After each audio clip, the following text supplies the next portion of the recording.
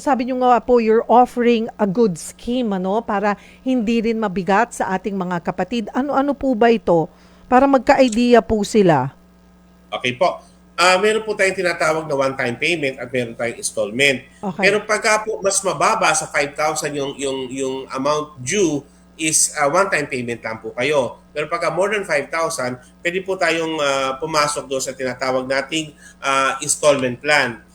Pagka po install, 1 month, one-time payment, ibig sabihin lahat ng balance ninyo na makukumpute ng SSS ay babayaran natin ng one time only. So pagka naman po installment, depende po sa laki ng halaga, may option po ang miyembro ng magbayad up to 60 months. So up to 5 Mm. years. Depende po sa halaga na ma-arrive natin. Like for example, ma'am, kung ang utang lang niya is 10,000 pesos to 18,000, pwede po siya magbayad ng 12 months. Kapag ka naman po 5,001 pesos to 10,000, yan po ibabayaran lamang sa loob ng 6 na buwan. So Mm. sabi ko nga hanggang 72 months yung pinakamahaba, pero depende nga po iyan sa laki ng pagkakautang sa SSS. At waive na po dun yung penalty, sir.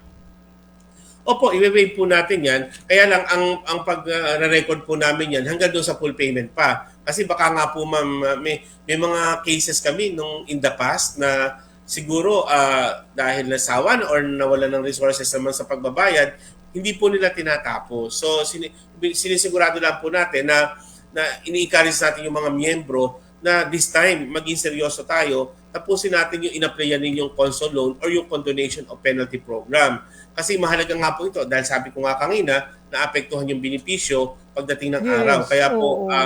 itong programa na to, ang nakatutok talaga ito para doon sa bukas eh. Anong mangyayari bukas? Kasi baka biglang pagdating mo ng retirement, 2 years kang hindi makakatanggap ng pension dahil nga may utang kang babayaran. So ito po yung objective nitong console loan program natin.